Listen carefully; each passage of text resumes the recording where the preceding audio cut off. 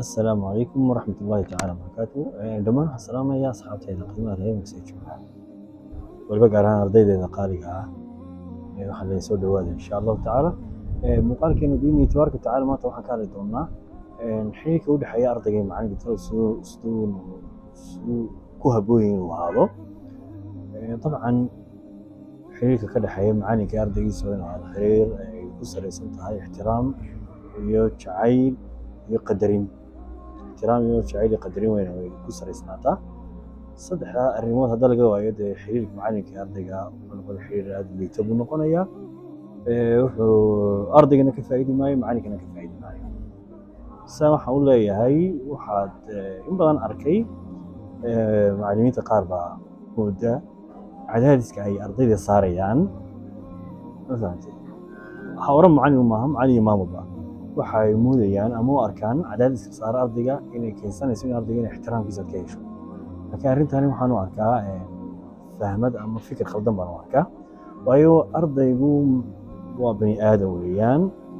ardaygu dareen buu leeyahay, mashaacir buu leeyahay, qalbi buu leeyahay. allahuma salli calaa sayidina maxamed waa inuu lagu dadaalo ardayga si qalbigiisa loo hanan lahaa. waxaa lagu hanan karaa inaad horta u naxariisato, raxmad aad u muujiso. nabigeena wuxuu yidhi calayhi salaatu wasalaam ina rifqa maa kaana fi shayin ilaa zaanahu. naxariista iyo dhawarsanaantu waxay keensataa qurux, waxbay qurxisaa.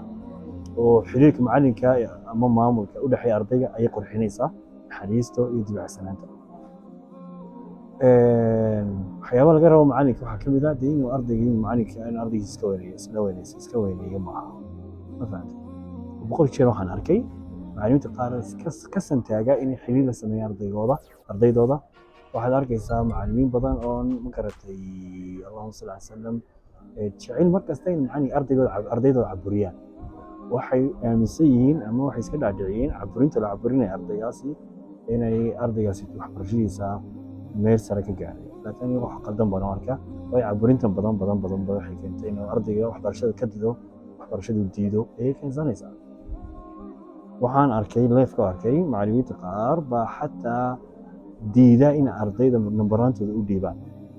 ka waran ardayd baa weydiinaysa macalinka ma arday ayagoo macallin nambarkaaga rabaa, whatsappkaaga in kala soo xidhan rabaa, su'aalaan ku weydiinaya, uu diidaya onaya maayo whatsapp ama wax kale ku marmarsiyoonaya.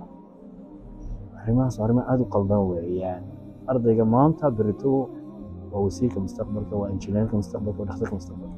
waxaa laga yaabaa inaad wax kaga baahnaato dee ardaygu macalinkii u naxariisan jiray, macalinkii soo dhawaysan jiray inuu soo xasuusanaya. laakiin ardaygii macalinka cadaadin jiray oo macalinkii ma garatay si aan adag ula dhaqmi jiray, qofkaasi dee waxaa laga yaabaa inuu xataa markuu soo xasuusto diiqa dareemo. xataa mujarad xasuusintuu soo xasuusanaya macalinkaas ayuu diiqa doonaa.